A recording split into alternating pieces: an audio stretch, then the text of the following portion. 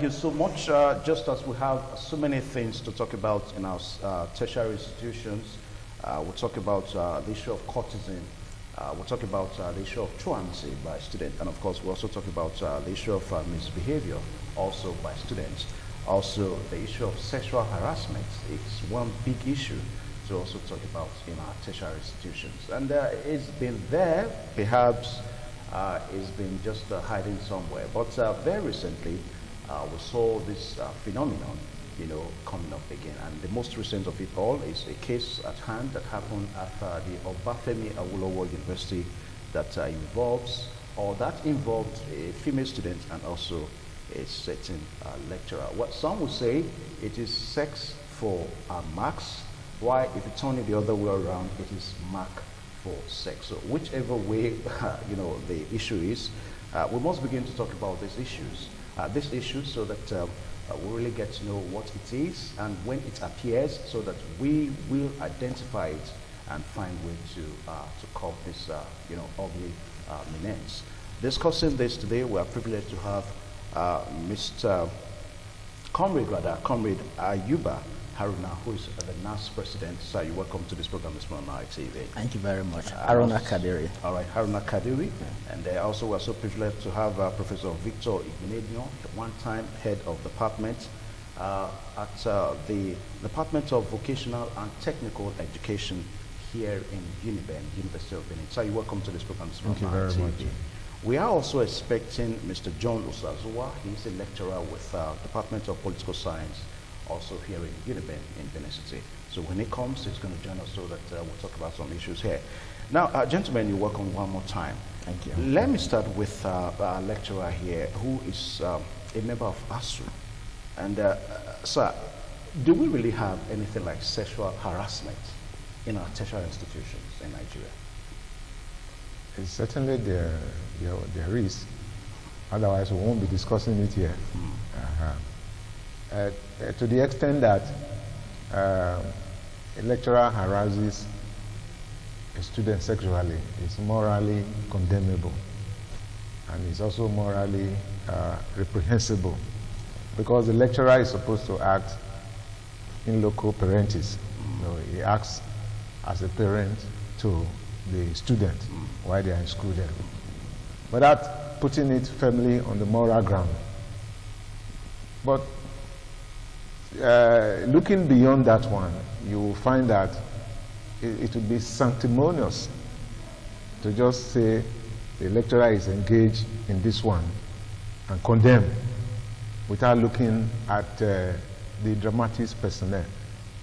In this regard, we are looking at the lecturer himself and the student. These days, the gap between the lecturer and the students is very thin. Most lecturers are young people. Most students are young, even though we have adults among them. So the relationship is so close to the extent that anything can happen.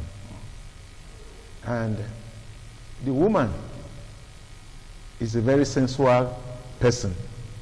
And the female students, they are very sensual in the way they dress, in their manner of approach, and they can be very guile to an unsuspecting male lecturer. The most objective analysis I have read about this issue of this OAU was by a female professor who saw the need to look at it from both perspectives, the student and the lecturer. As it takes two to tango. Yeah. So, yes, we can have some randy lecturers there who will not just see, who will see women and they want to have them by all means. There's no doubt we may have some. But even ASU and the university, they have regulations in place. Okay, let me pause you. We're going to come to the issue of ASU much more later on. Haruna Kadiri, I don't know, what is the perception of NAS, towards this trend? All right, thank you very much. Sexual harassment is, it's unfortunate, and it's a cankerworm in our educational system. Like our prof have said, or looking at it both ways. But while growing up, I was taught that, and up till date, we still know that the most honorable profession is teaching. And a student comes to school to learn both in learning and character. It is ironical that a student that comes to learn both in learning and character is being sexually harassed by a teacher that is supposed to teach the student both in learning and character. Yeah. There's no doubt that most student dresses indecently, and that some lecturer will say, you know, pushes them to do whatever they want to do. But if I look up to you to teach me both in learning and character, it is expected that when I dress indecently to your office, you ask me out. I know of some lecturers, even in University of Benin here, fine professors, Professor Ofani, Professor Ederagbe. There are so many professors that, there are so many lecturers that if a student dresses indecently, you dare not go to their offices. You say, I beg, I cannot go this my office today, I am not properly dressed. You understand? It beats me when professors sit at the Senate and passes a degree to a student both in character and in learning, when you know that what you have done behind the scene. Now, it's coming up now because of the recent incidents in OAU. Yeah. But I can assure you that it has always been there. It's just that most students, they fear stigmatization. Most students, they fear victimizations from the angle of the lecturers, and they prefer to hide and die in silence. And we always encourage students, come to us and, you know, allay your fears. We will take it up to any extent that we think it's that we can take it up. So in other words, the nurse frowns at it. Nurse frowns at it. It is condemnable, and it's advisable that there is no excuse for sexual harassment. Yes, a lecturer, a student might want to. You understand? Now, if I come to a school in my 100 level and find a shortcut to passing my exam, it is left for the lecturer to teach me, to make me understand that there is no shortcut to passing exam. Okay. Now, let me come to the lecturer in our midst here, Professor Victor Igbeneghu. Now, I do know that we have so many professionals in terms of lecturing with your own school, University of Benin. But little wonder, those tertiary institutions, do they kind of conduct a kind of an integrity test, you know, for would-be lecturers before they are employed? Well, as I said, the university is supposed to provide a moral compass and academic direction for the society. But it's standing in inverted pyramid. It's the other way around. The university, they look up to the government for funding. And so the government can bring any person in. So what you're saying is that at times government sponsor... individuals if a minister gives somebody to the vice chancellor to recruit. Irrespective of the person's qualification? Well, the qualification can be there, but you are talking about moral integrity. What is the moral integrity test? So are we trying to say here that at times that tertiary institutions in Nigeria perhaps compromise on ethics, you know, as it relates to what should be done? Is that what we're saying here? Well, we are in Nigeria where they will say anything goes. Anybody can find himself, you know, as long as you have the paper qualification. And that's what the young man was saying. Oh, they are supposed to come there so that we can mold them in character and learning. Let me tell you something. A strict lecturer is in trouble in the kind of system that we run in the country. It's either is a target for murder or whatever it is. So you have to be careful, even in trying to deal with these students morally. And for God's sake, you're just looking at it from one perspective, say, no matter what happens, you are supposed to be there. I have used the word in loco parenting. You are supposed to be a father. a parent to these students. But the students are far more sophisticated than their parents. And so, on any guile, they can come and seduce the lecturer. Let's not pretend about it. Yes, you are supposed to hold your moral ground as a lecturer, but you can be compromised with the kind of sophistication the modern day students they have. In the past, you hardly have any access to lecturers. Are we trying to make an excuse for some of these randy behaviors? No, and that's what I'm saying. You cannot just say it's a cut and nail story, cut and nail incident. That okay, we keep saying it here. All right, is it only in the classroom, lecturer and student relationship that this thing happens? But let me finish this one. Let me finish this one. What about offices? Men and women in the offices. Yeah, Professor. Do you know the amount of adultery that goes on? We know. Let's focus on the issue at hand. Yes, I'm focused on it. Yeah. How do you expect that the university now will now be different from the society? I'm going to come to you much more Yes. later. Now, Haruna Kadiri, it has been observed, very recently that sexual harassment seems to be more among the regular students. The degree program students, unlike the postgraduate student. What do you think is responsible for this? Okay, the regular students, the undergraduate students are more vulnerable. They are younger, unlike the postgraduate students that are more matured, unlike the postgraduate students that can hold their ground to say no to certain things.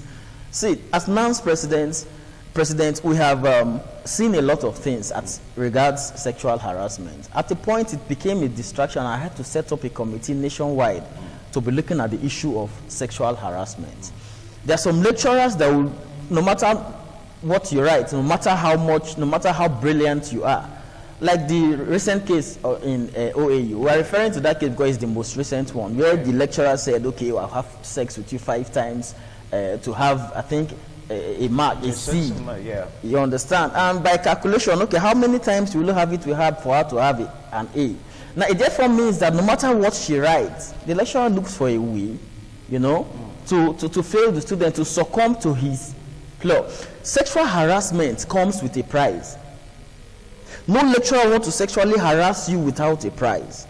They want to harass you because they know that you are dependent on them to cross to the next level.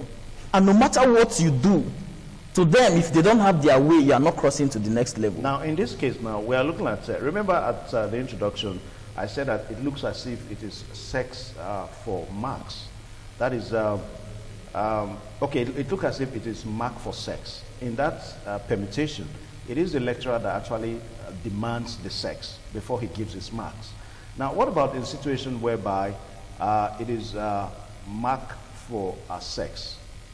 It is sex for marks. In other words, the student actually is willing to give sex to the lecturer because she wants to get the marks. So, how do we talk about that? However you look at it, the box lies on the lecturer's table. That is why, if a student is not found, if a student is found wanting in character, you can never be awarded a degree in whatever school, because the degree is awarded in learning and in character.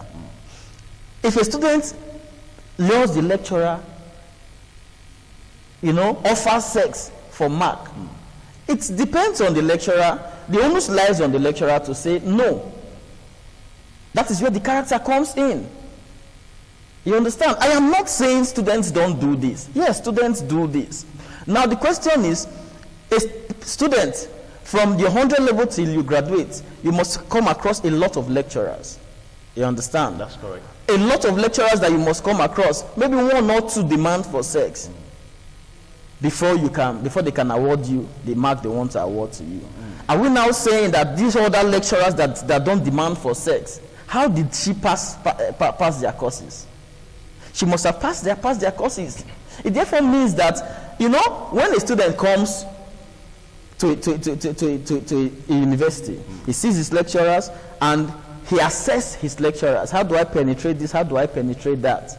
And when you know that these lecturers, you can't penetrate them, the only thing to penetrate them is to read your book and pass their exam. The student goes to read his book and passes the exam. Okay, but when you know that this lecturer, if I offer him this, I will easily pass, it makes the student dull. It makes the students lazy. It makes the student not want to read hard, because you know that either way you get the mark you are looking for. Okay. Now, Professor, are there traits, are there characteristic features, perhaps behavior, that fellow lecturers exhibit, perhaps your colleagues exhibit, that will really make students to identify that lecturer A, Y, Z is a potential harasser? Can we really say, because you are the one that is close to your colleagues here, the lecturers? Like I said earlier, we are all crafted differently. We are in our different modes. You know, the reason why I'm saying this, I went through school. Yes. I went through your own school, University Yes. of Benin, and I remain grateful to you for that. Now, you know, then, you know, students will always pebble rumors around. At times, we say amongst us that this lecturer is always allowing female students and all that. So we probably began to look at those lecturers somehow. But all that is gone now. So I would say that these are some of the behavioral patterns that we can use to identify a potential harasser as a lecturer. No, I cannot say categorically. Okay. That, because a lecturer can still be friendly, and we still have high moral standard and rectitude to be able to direct the students.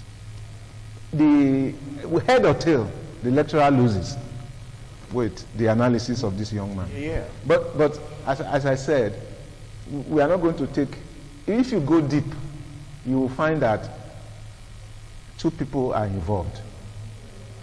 It's not as easy, I like to be blunt, it's not as easy as you are reading it theoretically, that a female will come and meet a lecturer and he has the capacity to resist. You can name 1, 2, 3. Yes, they will be there. Even you as a man, if a woman targets you to get you, it takes the grace of God for you to escape. You saw the case of Monica Lewinsky and Bill Clinton. And Ethan, a student that was doing IT there, it almost crumbled the whole system in America because of what a relationship he had with Bill Clinton. So we are talking about women here, and we are looking at the moral stand. Everybody says you are supposed to behave like this, which is true. But when the temptation comes, how do you get out of it? It takes the grace of God. The woman says, no matter the first experience I was having in marriage, my mother said, there's no small woman. Oh. That was her remark. There's no small woman. If a woman targets a man, it will take the grace of God for the man to escape. I will sit down in the church and be preaching. What happens in the church? What happens in the offices, as I said earlier? All these things are there, and they are coming. Okay, a student comes to school, the parents are not able to give the student sufficient money. Yeah, because she's a female student, they expect her to survive. They give her a paltry sum of money. What do they expect her to survive with? She will not be, she's the one that will find a way to survive by all means. And you find, last week here, about 8 students who did not attend my class for the whole semester, they came. They said they want to write exam. I said, you can't write the exam. They were looking at me as a very bad person. I said, you can't write the exam. What does the university regulation say? It says if you don't attend 70%, you cannot. And I'm taking the stand. But you also see colleagues who will say, no. I was discussing with my colleagues, they know if I were there, you would allow them to write exam. So there are compromises here and there. So also, the lecturer would compromise. Okay, let me pause you. Haruna Kadiri, well, viewers are there in case if you just joined us. The program is this morning on ITV, on independent television, here in Benin City, Edo State, South Nigeria, and we are looking at sexual harassment in tertiary institutions. Now, we have Professor Victor Igbinedion here, VT Department, UNIBEN, and also Comrade Haruna Kadiri, who is the NAS president with us here. Now, Haruna, does NAS, do you guys do orientation programs or program for some of this new intakes into institutions? Because you discover that students most times they come with all form of nasty behaviors and all that. Then you attempted to ask the question, what is NAS doing? Do they orientate the students? Thank you very much. As much as we can, as a body, NANS, we always target the 100 level, the new intakes in our tertiary institutions. And like you said, we always organize orientation across the 6 geopolitical zones. So what kind of orientation? Now, not just sexual harassment orientation. It's all encompassing. Cultism, sexual harassment, and all of it. We always, give our students orientation, and we always make them understand that when you are, because there are committees we set around in our tertiary institutions. If you cannot get to me as the president, the closest person you can get to will be in your school. Of course, even if SUG, the local unions, they are part of NAMS. You understand? If you cannot get to us, you can get to them. If you cannot get to them, you can get to our committees. You understand? The orientation is to try as much as possible to avoid all of these things. And when the temptation comes, run to this person, and we'll know how to advise you, and we'll know how to intercede on your behalf, instead of falling prey to all of this. Mind you, the discussion we're having here is sexual harassment. Yeah. You understand? And these are things that go on every day, on a daily basis. Like I said, it happens on a daily basis. Most of our students that are involved in this thing, they don't come to speak out for fear of victimization, for fear of stigmatization and all of that. And they just, swallow it and go ahead with it. What about the willing students? There are some students that are also willing, very, very willing to... When a student and a lecturer are willing, then it's not sexual harassment. What about when the student is willing, the lecturer is not willing? It makes it easier. That's why you are there as a lecturer. That's why you have your regulations. If a student is willing and the lecturer is not willing, it makes it easier for the lecturer to tell the student, get off me. Except the lecturer is willing. If it is only when the lecturer is willing, the student makes those passes that the lecturer falls prey. But if a lecturer is not willing, I can assure you that, and a student tries that, I can assure you that student will suffer it for the rest of her life. Because the student will have no other choice but to go and make sure he reads very hard to pass the lecturer's course. Because you already know that is the only way to pass the lecturer's course. But when the lecturer is willing, you already know that this one can compromise. Let me face the courses that the lecturers cannot compromise. I started schooling in Uniben. I did diploma in Uniben. A lecturer came to class and told us one thing. He said, "You young men, you are here playing off your life." He said, "These girls in this class, they'll make the credit and they'll get a direct entry admission, and you'll be left at home." That talk molded me till date. That talk made me got more serious in my academics. That talk made me, fall back to my book to make sure I don't fall within that category of those that will not make credit, because Uniben has the standard. If you don't make credit, you won't be, you understand. And by the grace of God, I made my credit, I got admission into direct entry, and here I am. So these are what is expected of the lecturers, to instill on us students. Not sexually harassing our females, and this is this is why most of our female graduates, when they go out, they cannot defend their certificate because they have passed through the back door to get the certificate. Okay. It is appalling. Okay, Professor Victor Igbenedion, you are a member of the ASU in Uniben. Now, I do know that periodically there are meetings that you people do. Does this issue come up? Is it a main thing that ASU talks about on how lecturers should behave with students and all that? To the credit of ASU, they are very serious about the issue. Okay. Well, that one and graft. What are some of the punitive measures? Well, the university itself has punitive measures, and the university has ethics committee that go from faculty to faculty to talk about how lecturers should behave with regards to the opposite sex and every other thing, taking bribe and so on and so forth. But again, as I said, head or tail, the lecturer loses, because you are supposed to be the moral compass for the children who are working on that.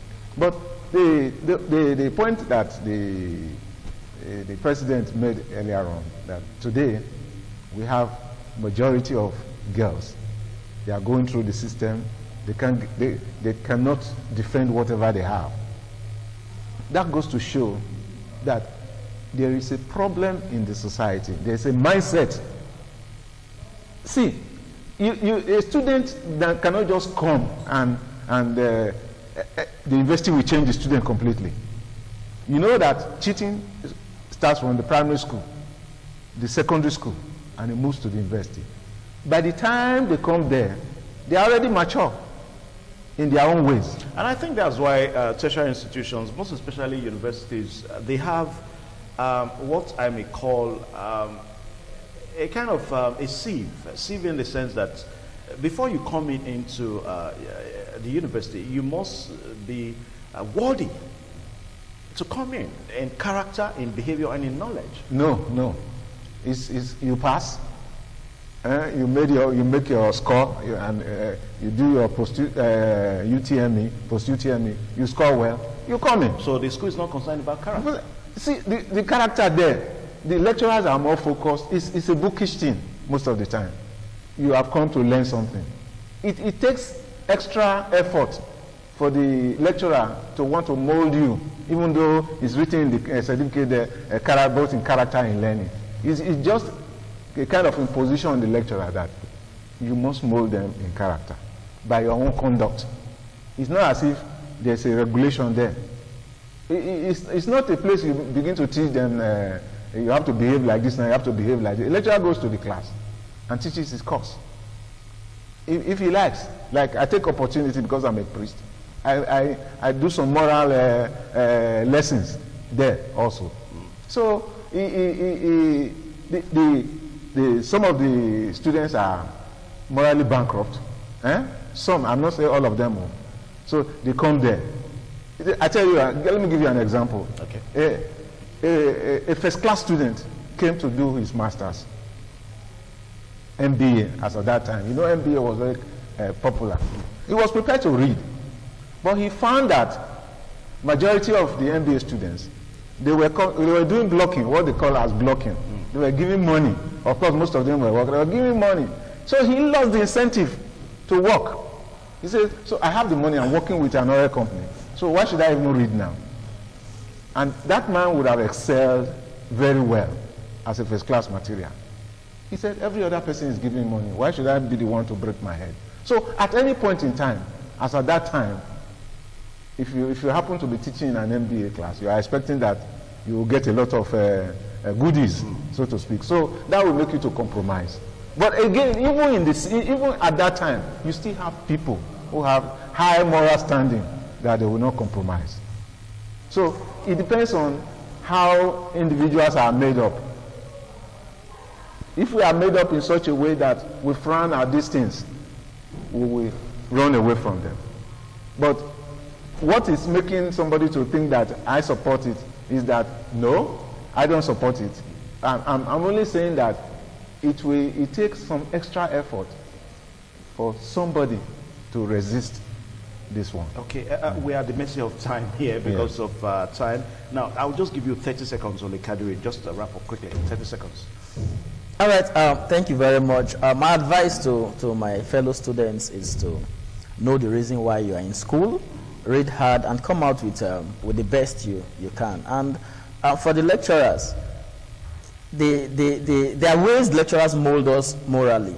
You come to class late, a lecturer will tell you, you can't attend my class. You dress indecently to a class, a lecturer will tell you, you can't attend my class. These are ways you guys can mold us morally, okay, and Professor, so many others. Professor, 30 seconds. Yes, I just appeal to my colleagues that they have to be very circumspect now, because we are in a digital age.